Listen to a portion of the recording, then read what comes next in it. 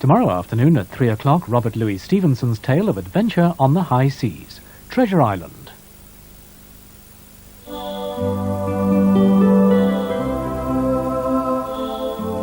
Documentary films for Christmas on BBC Two. Pretty the Hedgehog features the secret life of one of Britain's best-loved wild creatures. A Little Piece of England is about a fight to save an inheritance. We'll need some repointing shortly. I think we have to get rid of the moss on top of the front door. Yeah, well, if we got a grant for it, it would be wonderful, but as we've never had a penny from anybody yet. Durrell's Ark celebrates his love of wildlife. Sorry to hold you so undignifiedly by your tail, but I don't trust the other end. I think it's going to bite me. Catch a Fallen Star is a revealing portrait of the actress Jessie Matthews. She's a far greater dancer than Ginger Rogers, much better. And I thought a better actress.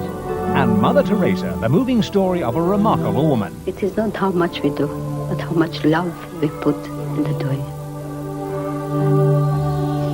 Documentaries for Christmas on BBC Two. In half an hour, Beethoven's celebrated masterpiece, Missa Solemnis. Now on 2 at 5 to 7, News View.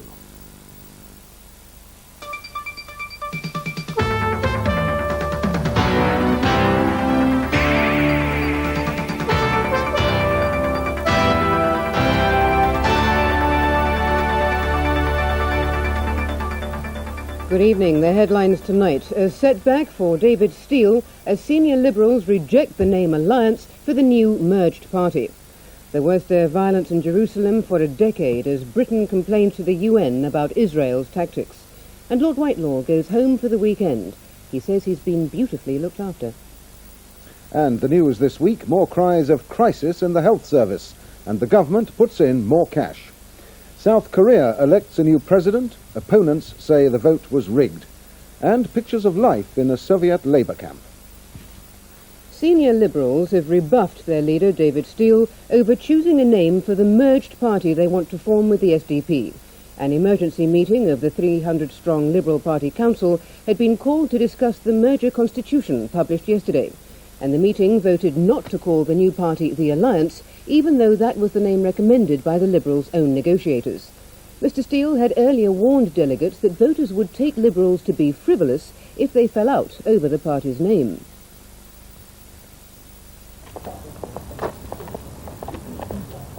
Senior Liberals converged on Northampton and made it clear to their negotiators that they weren't happy with two main aspects of the proposed constitution. They don't like the new name, the Alliance, and they want their negotiators to think again. David Steele came to the meeting to warn Liberals against doing anything that would fatally damage the prospects for the new party. I believe that there would be a great sense of disappointment and letdown if we did not now conclude our negotiations satisfactorily and recommend these warmly to the Special Assembly. As for the new party's name, my preference is for the Alliance, which is the short title we've agreed. So both sides will have to think again about the new party's name. The Liberals also voted today by 106 votes to 76 not to mention NATO in the proposed constitution. The SDP won't stand for that, and nor will David Steele. East Jerusalem is calm tonight after the worst riots there for more than 10 years. Israeli police used tear gas to break up Palestinian demonstrators and made over 30 arrests. At the United Nations, Britain's representative, Sir Crispin Tickell, has blamed Israel for using excessive force against the demonstrators. In the last 11 days, at least 16 of them have been shot dead in the Gaza Strip and the West Bank. The Israeli response to the trouble has been tough, even brutal. At least 35 arrests in Arab East Jerusalem alone today as the police and paramilitary units moved in strength. Crowds of teenagers were building barricades of burning tyres this morning, stoning the police until they were sent scurrying into side streets. But the police were on the move too, as trouble broke out unpredictably throughout the Arab sector.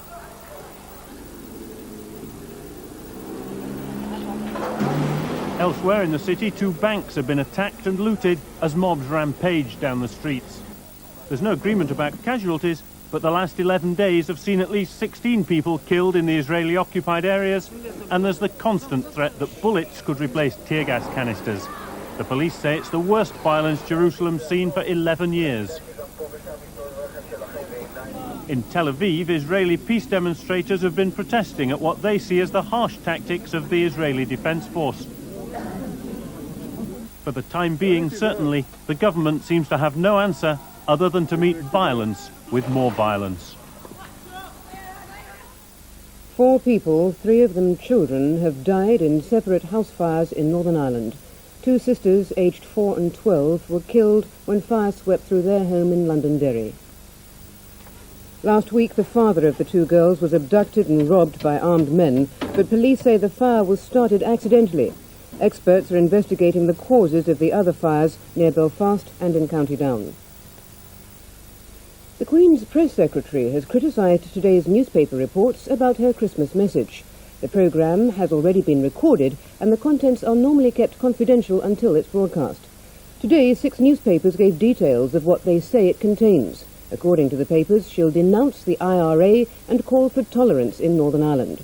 The Palace statement calls the reports regrettable. 10 Downing Street also condemned them.